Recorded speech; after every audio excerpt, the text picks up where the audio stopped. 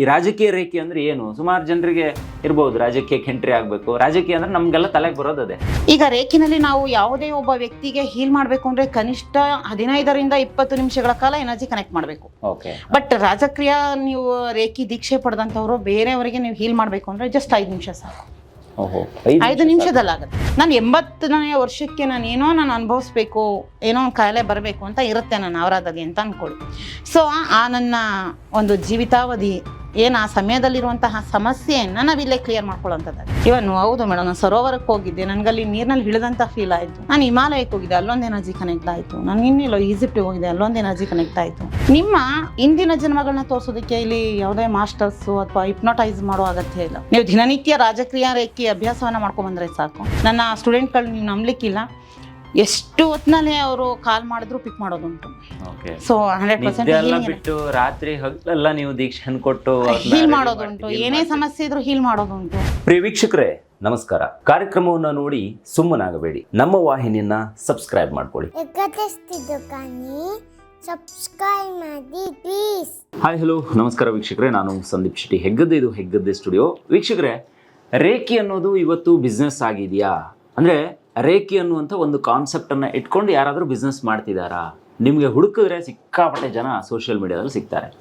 ಇದಾಗಬಾರ್ದು, ಇದನ್ನು ತಪ್ಪಿಸ್ಬೇಕು. ರೇಖಿ ಅಂತ ಹೇಳಿದ್ರೆ ಅದು ನಮ್ಗೆ ಸಿಕ್ಕಿರುವಂಥ ವರ, ಅದನ್ನು ನಾವು ಪಡ್ಕೋಬೇಕು, ಅದರಿಂದ ಲಾಭವನ್ನು ಗಳಿಸ್ಬೇಕು ಅಂತಾನೆ ನಮ್ಮ ಒಂದು ಕಾರ್ಯಕ್ರಮವನ್ನು ಬಿತ್ತರಿಸಿದ್ವಿ. ಈ ಹಿಂದೆ ಸುಮಾರು ಎಪಿಸೋಡ್ಗಳಲ್ಲಿ ನಿಮಗೆ ರೇಖಿ ಬಗ್ಗೆ ಮಾಹಿತಿ ಸಿಕ್ಕಿದೆ.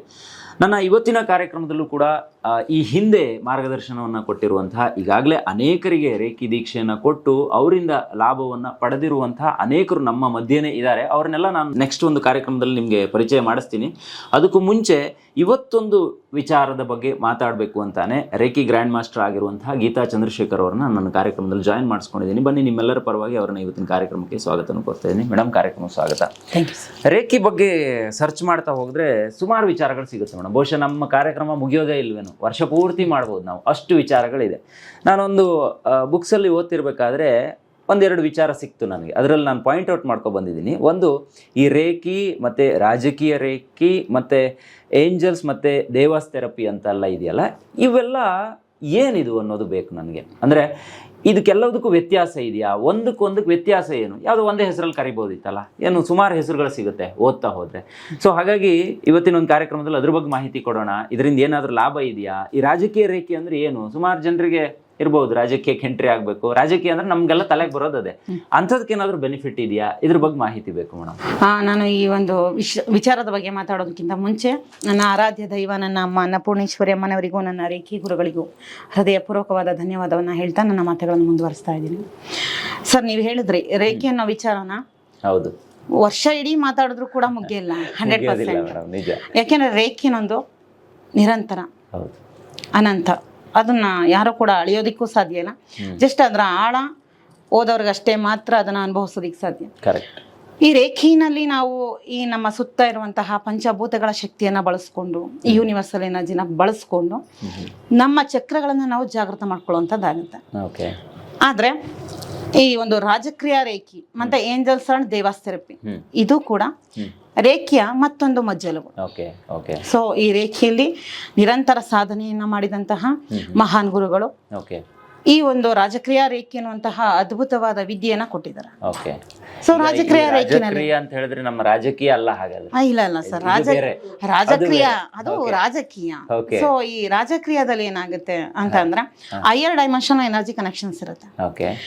ಈಗ ರೇಖಿನಲ್ಲಿ ನಾವು ಯಾವುದೇ ಒಬ್ಬ ವ್ಯಕ್ತಿಗೆ ಹೀಲ್ ಮಾಡಬೇಕು ಅಂದ್ರೆ ಕನಿಷ್ಠ 15ರಿಂದ 20 ನಿಮಿಷಗಳ ಕಾಲ ಎನರ್ಜಿ ಕನೆಕ್ಟ್ ಮಾಡಬೇಕು.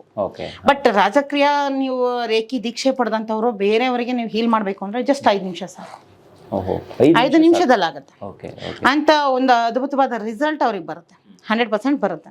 ಸೊ ಹಾಗಿದ್ರೆ ಮತ್ತೆ ಈ ರಾಜಕ್ರಿಯಾದಲ್ಲಿ ಏನಂದ್ರೆ ಉನ್ನತ ಮಟ್ಟದ ಸಾಧನೆ, ಈ ಬೇರೆ ಬೇರೆ ಆಯಾಮದ ಎನರ್ಜಿ ಕನೆಕ್ಷನ್ಸ್ ನಮಗಾಗೋದ್ರಿಂದ ನಮಗೆ ಈ ರಾಜಕ್ರಿಯಾ ಧ್ಯಾನ ಅಂತ ಬರುತ್ತೆ. ಸೊ ಯೂನಿವರ್ಸಲ್ ಎನರ್ಜಿಯನ್ನು ತತ್ಕ್ಷಣಕ್ಕೆ ಹೇಗೆ ಜಾಗೃತ ಮಾಡ್ಕೋಬೇಕು, ನಮ್ಮ ಶರೀರದಲ್ಲಿ ಎಷ್ಟು ಚಕ್ರಗಳಿದೆ, ಎಷ್ಟು ಉಪಚಕ್ರಗಳಿದೆ, ಎಷ್ಟು ಸೂಕ್ಷ್ಮ ಚಕ್ರಗಳಿದೆ, ಈ ಸಂಪೂರ್ಣ ಎಲ್ಲ ಚಕ್ರಗಳನ್ನು ಹೇಗೆ ಆಕ್ಟಿವ್ ಮಾಡ್ಕೋಬೇಕು, ಯಾವ ಯಾವ ಬಣ್ಣದ ಎನರ್ಜಿ ನಮ್ಮ ಶರೀರದ ಯಾವ ಯಾವ ಕಾಯಿಲೆಗಳಿಗೆ ಹೇಗೆ ಗುಣಪಡಿಸುತ್ತೆ, ಅದೊಂದು ಅದ್ಭುತ. ಮತ್ತು ಈ ರಾಜಕ್ರಿಯೆಯಲ್ಲಿ ರಿಗ್ರೆಷನ್ ಅಂತ ಬರುತ್ತೆ. ಇವಾಗ ಈಗ ಗೀತಾ ಚಂದ್ರಶೇಖರ್, ಸೊ ನನಗೆ ಗೊತ್ತಿಲ್ಲ ಅಷ್ಟು ಆಯಸ್ಸಿದೆಯೋ ಇಲ್ವೋ, ಒಂದು 80 ವರ್ಷ ಬದುಕಿರ್ತೀನಿ ಅಂತ ಅಂದ್ಕೊಳ್ಳಿ. ನಾನು 80ನೇ ವರ್ಷಕ್ಕೆ ನಾನು ಅನುಭವಿಸ್ಬೇಕು, ಏನೋ ಒಂದು ಕಾಯಿಲೆ ಬರಬೇಕು ಅಂತ ಇರುತ್ತೆ ನನ್ನ ಅವರಾದಲ್ಲಿ ಅಂತ ಅಂದ್ಕೊಳ್ಳಿ.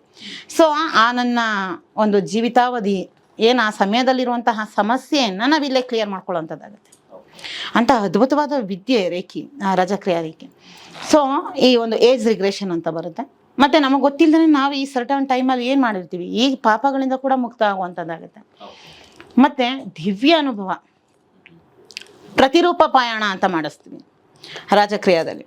ನೀವು ಕೂತಲ್ಲೇ ನಿಮ್ಮ ಪ್ರತಿರೂಪಗಳನ್ನು ಜಾಗೃತ ಮಾಡಿ ನೀವು ಬೇರೆ ಬೇರೆ ಸ್ಥಳಗಳಿಗೆ ಹೋಗಿ ಎನರ್ಜಿ ಕನೆಕ್ಟ್ ಮಾಡ್ಕೊಂಡು ಬರೋ ಅಂಥ ಅನುಭವ ಆಗುತ್ತೆ.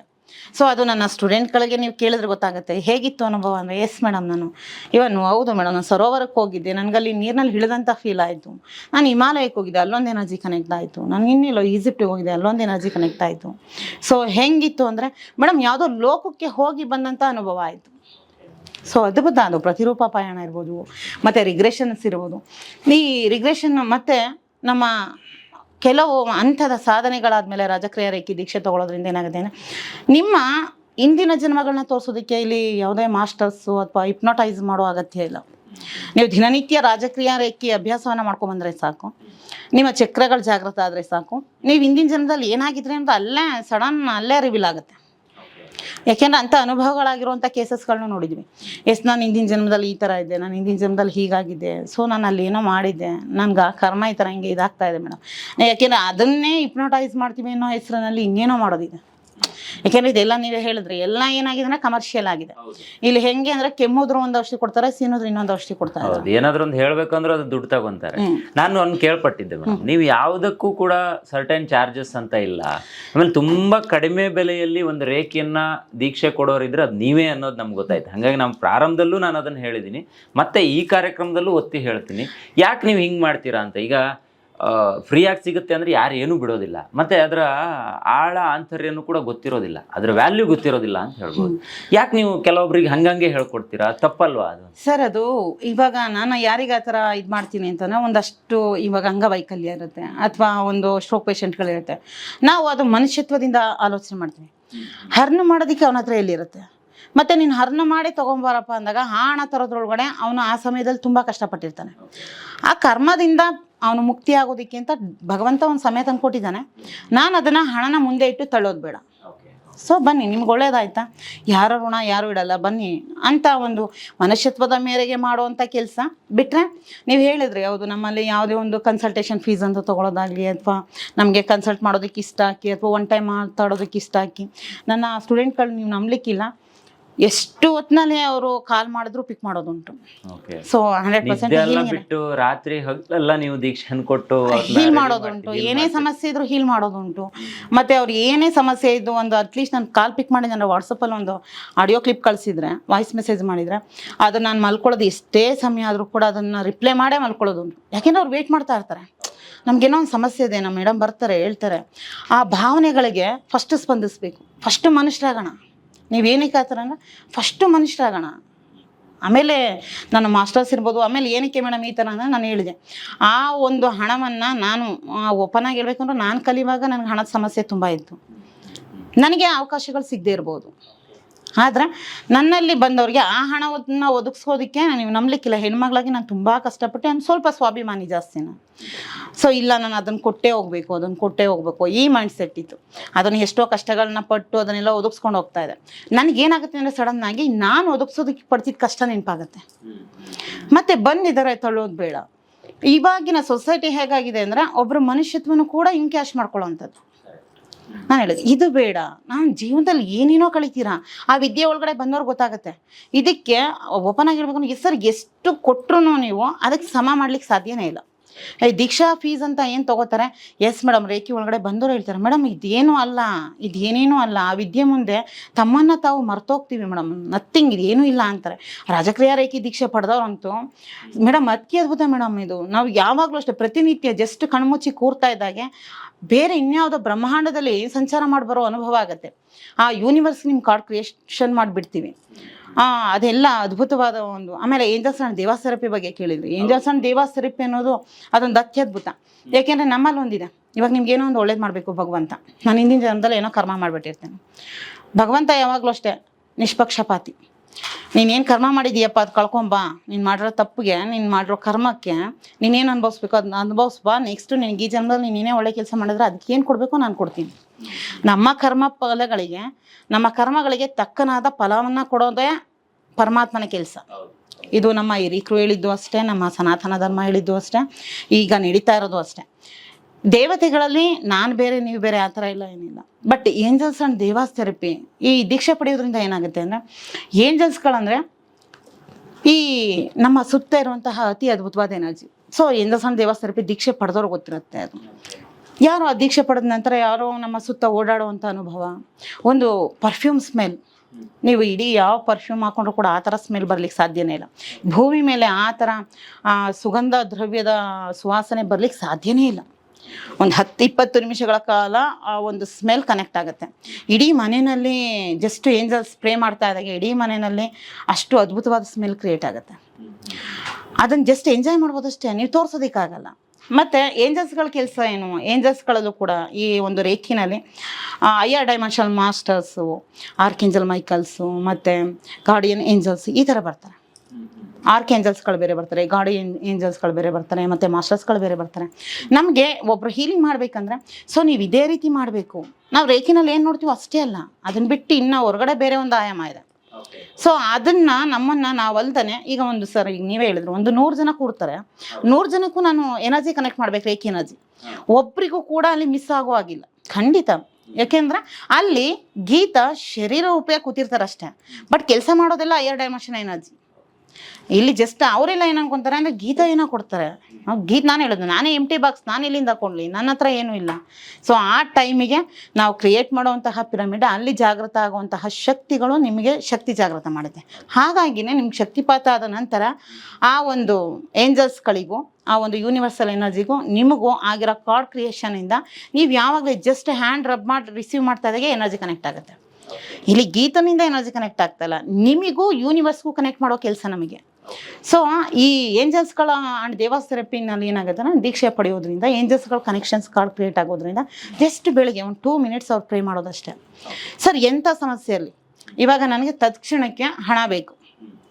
ಸೊ ಏನು ಮಾಡ್ತಾರೆ, ಈ ಬ್ಯಾಂಕಲ್ಲಿ ಈಗ ನಮ್ಗೆ ಸಡನ್ನಾಗಿ ಏನೋ ಒಂದು ಇರುತ್ತೆ, ಲೋನ್ ಎಲ್ಲ ಕ್ಲಿಯರ್ ಮಾಡಿದ್ಮೇಲೆ ನೀನು ಬಾರಪ್ಪ ನೆಕ್ಸ್ಟ್ ಲೋನ್ ಬೇಕು ಅಂದರೆ ಅಂತಾರೆ ಭಗವಂತನ ಥರ. ಏಂಜಲ್ಸ್ಗಳು ಹಾಗಲ್ಲ, ನಮಗೆ ಸಡನ್ನಾಗಿ ಸಿಕ್ಕುವಂಥ ಈಗ ಇಂಟ್ರೆಸ್ಟಿಗೆ ಈಗ ನನಗೆ ಹಣ ಬೇಕೇ ಬೇಕು, ನಾನು ಬ್ಯಾಂಕಿಗೆ ಅಮೌಂಟ್ ಲೋನ್ಗೆ ಹಾಕಿದ್ದೀನಿ, ಬಟ್ ಅದೆಲ್ಲ ಪ್ರೋಸೆಸ್ ಮುಗ್ದೇ ಬರಬೇಕು, ಲೇಟ್ ಆಗುತ್ತೆ, ನನಗೆ ಅಷ್ಟು ಸಮಯ ಇಲ್ಲ. ಬಟ್ ಈ ಕೈ ಸಾಲ ಕೊಡ್ತಾರಲ್ಲ ಈ ಥರ ಏಂಜಲ್ಸ್ಗಳು, ನಿಮ್ಗೆ ಸಡನ್ನಾಗಿ ಹಣ ಬೇಕಾ, ಓಕೆ. ಏಂಜಲ್ಸ್ಗಳು ತಕ್ಷಣಕ್ಕೆ ಏಂಜಲ್ಸ್ಗಳ ಗುಣ ಏನು ಅಂದರೆ ಹೇಗೆ ಅಂದರೆ, ನಿನ್ನ ಕರ್ಮಫಲ ಎಷ್ಟಾರು ಇರಲಿ, ನೀವು ಜಸ್ಟ್ ಪ್ರೇ ಮಾಡ್ತಾ ಹಂಗೆ ಫಸ್ಟ್ ನಿನ್ಗೇನು ಬೇಕು ಇನ್ಸ್ಟೆಂಟ್ ಅದನ್ನು ಫಸ್ಟ್ ಕೊಡ್ತಾರೆ, ಆಮೇಲೆ ನಿನ್ನ ಕರ್ಮ ಕಳ್ಕೊಪ್ಪ ಅಂತಾರೆ. ನಂತರ ಇಂದು ಅದ್ಭುತವಾದ ಒಂದು ಇದಾಗೋದಿದೆ ಏಂಜಲ್ಸ್. ಮತ್ತು ನಮ್ಮ ಇಷ್ಟಾರ್ಥಗಳನ್ನು ಹೇಗೆ ನಾವು ಸಂಪೂರ್ಣ ಮಾಡ್ಕೋಬೇಕು, ಬೇರೆಯವ್ರಿಗೆ ತಕ್ಷಣದಲ್ಲಿ ಕೆಲವೊಂದು ಏಂಜಲ್ಸ್ಗಳು ಬರ್ತಾರೆ, ಹೀಲಿಂಗ್ ಏಂಜಲ್ಸ್ಗಳು ಬರ್ತಾರೆ. ಜಸ್ಟ್ ಅವ್ರನ್ನ ಪ್ರೇ ಮಾಡೋದ್ರಿಂದ ನಮಗದು ಒರಿಜಿನಲ್ ಫೀಲ್ ಆಗುತ್ತೆ, ಅದು ದೀಕ್ಷೆ ತೊಗೊಂಡವ್ರಿಗಾಗುತ್ತೆ. ಸ್ವಯಂ ಆ ಏಂಜಲ್ಸ್ಗಳೇ, ಇವನ್ ರಾಫೆಲ್ ಅವ್ರು ಇರ್ಬೋದು ಅಥವಾ ಒಂದು ಮೈಕಲ್ ಅವ್ರು ಇರ್ಬೋದು, ಅವ್ರನ್ನ ಪ್ರೇ ಮಾಡೋದ್ರಿಂದ ಜಸ್ಟು ಆ ವ್ಯಕ್ತಿಗಳೇ ಸ್ವಯಂ ಆ ವ್ಯಕ್ತಿ ಹೀಲ್ ಮಾಡುವಂಥ ಅನುಭವ ಆಗುತ್ತೆ. ಮತ್ತು ಅಶ್ವಿನಿ ದೇವತೆಗಳ ಕನೆಕ್ಷನ್ಸ್ ಆಗುತ್ತೆ. ಮೇಡಮ್ ಅದೆಲ್ಲ ನಿಜನೇ ಮೇಡಮ್ ಆಗುತ್ತಾ? ಜಸ್ಟ್ ಪಾತ್ ಒಳಗಡೆ ಬನ್ನಿ. ಎಷ್ಟು ದಿನ ಬೇಕು ಮೇಡಮ್? ಮೇಡಮ್ ಸರ್ ಇದು ಏಂಜಲ್ಸ್ ಅಂಡ್ ದೇವಾಸ್ ಥೆರಪಿ ಎಲ್ಲ ವಿತ್ 6 ಮಂತ್ಸ್ ಇರುತ್ತೆ. ಒಂದೊಂದು ನಾನು ಹೇಳೋದು ಯಾರಿಗೂ ಅಂದರೆ, ಒಂದು ನೀವು ಫಸ್ಟ್ ಲೆವೆಲ್ ತೊಗೊಂಡು ಸೆಕೆಂಡ್ ಲೆವೆಲ್ ತೊಗೊಳೋದಕ್ಕೆ ಅಷ್ಟು ಗ್ಯಾಪ್ ಇರುತ್ತೆ. ರಾಜಕ್ರಿಯಾ ರೇಖಿಂತೂ ನಾವು ಡೈಜೆಷನ್ ಮಾಡ್ಕೊಳ್ಳೋದಕ್ಕೆ 6 ಮಂತ್ಸ್ ಬೇಕು ಫಸ್ಟ್ ಲೆವೆಲ್. ರೇಖಿ ತುಂಬ ಸರಳ, ರಾಜಕ್ರಿಯಾ ತಪಸ್ಸು, ಏಂಜಲ್ಸ್ ಅಂಡ್ ದೇವಾಸ್ ಥೆರಪಿ ಅದು ಅತಿ ಅದ್ಭುತ. ಸೊ ಒಂದೊಂದರಲ್ಲೂ ಒಂದೊಂದು ವಿಶೇಷ ಅನುಭವಗಳನ್ನ ಪಡಿತಾರೆ, ಒಂದೊಂದು ವಿಶೇಷ ಅನುಕೂಲಗಳನ್ನ ಪಡಿತಾರೆ. ಏಕೆಂದರೆ ಈ ಒಂದು ಅನುಭವಗಳನ್ನ ಪಡೆದಂತಹ ನನ್ನ ಸ್ಟೂಡೆಂಟ್ಗಳು ಒಂದು ಅವರ ಅಭಿಪ್ರಾಯಗಳನ್ನ ಆ್ಯಕ್ಚುಲಿ ನೀವು ಕೇಳಿದ್ರೆ ಅದೇ ನಿಮಗೆ ಗೊತ್ತಾಗುತ್ತೆ. ಏಕೆ ಅಂತಂದ್ರೆ, ಸೊ ಹಾಗಾಗಿ ಹೇಳೋದು ಒಬ್ಬ ವ್ಯಕ್ತಿಗೆ ಮೇಡಮ್ ಹಾಗಿದ್ರೆ ನಾವು ರಾಜಕ್ರಿಯಾದಲ್ಲಿ ಎಷ್ಟು ಲೆವೆಲ್ ಇದೆ? ರಾಜಕ್ರಿಯಾದಲ್ಲಿ 6 ಲೆವೆಲ್ ಇದೆ, ಏಂಜಲ್ಸ್ ಅಂಡ್ ದೇವಾಸ್ ಥೆರಪಿನಲ್ಲಿ 3 ಲೆವೆಲ್ ಇದೆ, ರೇಖಿನಲ್ಲಿ 4 ಲೆವೆಲ್ ಇದೆ. ನೀವು ಆರೋಗ್ಯವಾಗಿ ನಮ್ಮ ಜೀವನದಲ್ಲಿ ಮೇಡಮ್ ಚೆನ್ನಾಗಿರ್ಬೇಕು ಅಂದರೆ ರೇಖಿ 2 ಲೆವೆಲ್, ರಾಜಕ್ರಿಯಾ 1, ಏಂಜಲ್ಸ್ ಅಂಡ್ ದೇವಾಸ್ ಥೆರಪಿ 1 ಅಂತ. ಈ 3 ವಿದ್ಯೆಗಳಲ್ಲಿ ಇಷ್ಟು ಲೆವೆಲ್ನ ಮಾಡಿದ್ರೆ ಸಾಕು, ನಿಮ್ಮ ಜೀವನದಲ್ಲಿ ಏನು ಬೇಕೋ ಅಷ್ಟು ಸಕ್ಸಸ್ಫುಲ್ಲಾಗಿ ನೀವು ಬದುಕ್ಬೋದು. ಸಂಪೂರ್ಣ ಮಾಸ್ಟರೇ ಮಾಡಬೇಕು ಅಂತೇನಿಲ್ಲ. ನಿಮ್ಮ ಆರೋಗ್ಯಕ್ಕೆ, ನಿಮ್ಮ ಕುಟುಂಬಕ್ಕೆ ಏನು ಬೇಕೋ ಅದನ್ನು ಈ ರಾಜಕ್ರಿಯಾ ರೇಖೆಯಿಂದ ಏಂಜಲ್ಸ್ ಅಂಡ್ ದೇವಾಸ್ ಥೆರಪಿಗಳಿಂದ ಖಂಡಿತ ಪಡಿಬೋದು. ಸೊ ಸಾಧ್ಯವಾದಷ್ಟು ಅದ್ರ ಬಗ್ಗೆ ಗಮನ ಹರಿಸಿ ಅಂತ ಹೇಳ್ತೀನಿ. ಅತಿ ಅದ್ಭುತವಾದಂತಹ ಚೈತನ್ಯ ಶಕ್ತಿಗಳಾಗಿ ಹೊರಬನ್ನಿ ಅಂತ ಹೇಳ್ತೀನಿ. ಎಲ್ಲರಿಗೂ ಕೂಡ ಅಮ್ಮನವರ ಅನುಗ್ರಹ ಇರಲಿ, ಎಲ್ಲರಿಗೂ ಕೂಡ ಒಳ್ಳೆಯದಾಗಲಿ. ಮನೆಯಲ್ಲೂ ರೇಖಿ ವಿದ್ಯಾರ್ಥಿಗಳು ಜನ್ಮ ತಾಳಲಿ. ಸೊ ನಿಮ್ಮೆಲ್ಲರಿಗೂ ಕೂಡ ಹೃದಯಪೂರ್ವಕವಾದ ಧನ್ಯವಾದವನ್ನು ಹೇಳ್ತೀನಿ ಸರ್. ನಿಮಗೂ ಕೂಡ, ಯಾಕೆಂದ್ರೆ ಈ ಒಂದು ಈಗ ನೀವು ಹೇಳಲಿಲ್ಲ ಅಂದ್ರೆ ರಾಜಕ್ರಿಯಾ ಬಗ್ಗೆ, ಏಂಜಲ್ಸ್ ಅಂಡ್ ದೇವಾಸ್ ಥೆರಪಿ ಬಗ್ಗೆ ನನಗೆ ಹೇಳಲಿಕ್ಕೆ ಆಗ್ತಾನೆ ಇರಲಿಲ್ಲ. ಹಾಗಾಗಿ ನಿಮಗೂ ಕೂಡ ತುಂಬ ಹೃದಯದ ಧನ್ಯವಾದಗಳು. ನಾನು ಕೂಡ ನಿಮಗೆ ಧನ್ಯವಾದ ಹೇಳಕ್ಕೆ ಇಷ್ಟಪಡ್ತೀನಿ. ಯಾಕೆ ಮತ್ತೆ ನಾವು ಗೀತಾ ಚಂದ್ರಶೇಖರ್ ಅವ್ರನ್ನ ನಮ್ಮ ಕಾರ್ಯಕ್ರಮದಲ್ಲಿ ಜಾಯಿನ್ ಮಾಡಿಸ್ಕೊಂಡು ನಿಮಗೆ ರೇಖಿ ಬಗ್ಗೆ ಮಾಹಿತಿಯನ್ನು ಕೊಡ್ತಾ ಇದ್ದೀವಿ ಅಂತ ಹೇಳಿದ್ರೆ, ಅವರು ಮಾತಾಡ್ತಾ ಒಂದೊಂದು ವಿಚಾರವನ್ನು ಎಳೆಯಾಗಿ ಬಿಚ್ಚಿಡ್ತಾ ಹೋಗ್ತಿದ್ದಾರೆ. ಇಲ್ಲಿ ಯಾವುದೇ ದುಡ್ಡು ಮಾಡಬೇಕು, ಇಲ್ಲ ಅದು ಮಾಡಬೇಕು, ಇದು ಮಾಡಬೇಕು ಅನ್ನೋ ಆಸ್ಪೆಕ್ಟ್ ನಮ್ಮ ಕಾರ್ಯಕ್ರಮದಲ್ಲಿ ಇಲ್ಲವೇ ಇಲ್ಲ. ನಿಮಗೇನಾದರೂ ಇನ್ನೂ ಡೌಟ್ಸ್ಗಳಿದ್ದರೆ ಅವರಿಗೆ ನೇರವಾಗಿ ಕರೆ ಮಾಡಿ ನೀವು ಅವ್ರ ಹತ್ರ ಮಾತಾಡ್ಬೋದು. ಅದಕ್ಕೂ ಕೂಡ ಅವಕಾಶಗಳಿದೆ. ನನಗಂತೂ ತುಂಬ ಖುಷಿ ಆಯಿತು ಮೇಡಮ್. ನಾನು ಸುಮಾರು ವಿಚಾರಗಳನ್ನು ನಿಮ್ಮಿಂದ ಡೇ ಬೈ ಡೇ ತಿಳ್ಕೊತಾ ಇದ್ದೀನಿ. ಸೊ ಅದು ಜನಗಳಿಗೂ ತಿಳಿಲಿ ಅನ್ನುವಂಥ ಮಹತ್ವಾಕಾಂಕ್ಷೆ ನಮ್ಮದು. ಸೊ ಹಾಗಾಗಿ ಹೆಗ್ಗದ್ದೆ ಸ್ಟುಡಿಯೋ ಈ ರೀತಿ ಕಾರ್ಯಕ್ರಮವನ್ನು ಮಾಡ್ತಾ ಇದೆ. ಇವತ್ತು ಕೂಡ ನಮ್ಮ ಕಾರ್ಯಕ್ರಮದಲ್ಲಿ ಜಾಯ್ನ್ ಆಗಿ ಇಷ್ಟೊಂದು ವಿಚಾರಗಳನ್ನು ನಮ್ಮ ಜೊತೆ ಹಂಚ್ಕೊಂಡ್ರಿ. ನಿಮಗೆ ತುಂಬ ಧನ್ಯವಾದ. Thank you. ನೋಡಿದ್ರಲ್ಲ ವೀಕ್ಷಕರೇ, ಇದು ಈ ಹೊತ್ತಿನ ವಿಶೇಷ. ನಿಮಗೂ ಕೂಡ ತುಂಬ ಡೌಟ್ಸ್ಗಳು ಬರ್ಬೋದು, ತುಂಬ ಪ್ರಶ್ನೆಗಳು ಬರ್ಬೋದು. ನೀವು ಬೇರೆಯವರು ಮಾತಾಡಿರೋದು, ಹೇಳಿರೋದು, ಅದು ಇದರಲ್ಲಿ ತುಂಬ ಏನು ಮಾಡಬೇಕೀಗ, ರೇಖೆ ಕಲಿಬೇಕಾ ಬೇಡವಾ, ಅದು ಸರಿನಾ ತಪ್ಪಾ ಅನ್ನುವಂಥ ಒತ್ತಡಕ್ಕೆ ಕೂಡ ನೀವು ಬಿದ್ದಿರ್ಬೋದು. ಅಂಥ ಯಾವುದೇ ಡೌಟ್ಸ್ಗಳಿದ್ರು ನಮ್ಮ ಕಮೆಂಟ್ ಬಾಕ್ಸಲ್ಲಿ ಬರೆದು ನಮಗೆ ತಿಳಿಸಿ, ನಾವು ಅದನ್ನು ಗೀತಾ ಚಂದ್ರಶೇಖರ್ ಅವರಿಗೆ ತಲುಪಿಸ್ತೀವಿ. ಮುಂದಿನ ಕಾರ್ಯಕ್ರಮದಲ್ಲಿ ಸಾಧ್ಯ ಆದರೆ ನಿಮ್ಮ ಪ್ರಶ್ನೆಗಳನ್ನು ತಗೊಂಡು ಒಂದು ಸೆಷನಲ್ಲಿ ಉತ್ತರ ಕೊಡೋ ಪ್ರಯತ್ನವನ್ನು ಮಾಡ್ತೀವಿ ಅಂತ ಹೇಳ್ತಾ ಇವತ್ತಿನ ಕಾರ್ಯಕ್ರಮವನ್ನು ಮುಗಿಸ್ತಾ ಇದ್ದೀನಿ. Stay tune, Heggadde studio.